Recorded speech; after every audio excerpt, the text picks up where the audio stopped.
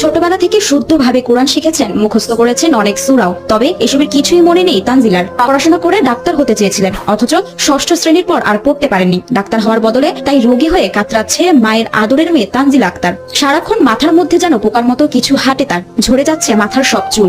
যে বয়সে কলেজ বিশ্ববিদ্যালয়ে ছুটি বেড়ানোর কথা, সে বয়সে কোন রকমে বেঁচে ওঠার চেষ্টা করছে তানজিলা। এটি টিউমার হয়েছে বলে দাবি করেন তানজিলার মা। জরায়ুতে কিছু একটা হয়েছে বলে মনে করেন তিনি। তবে নিজেদের সামর্থ্য থেকে চিকিৎসার জন্য যতটুকু দৌড়ঝাঁপ করতে পেরেছেন, তা থেকে মেয়ের আসলে কি হয়েছে তা নিশ্চিত করতে পারেনি অভাগী মা।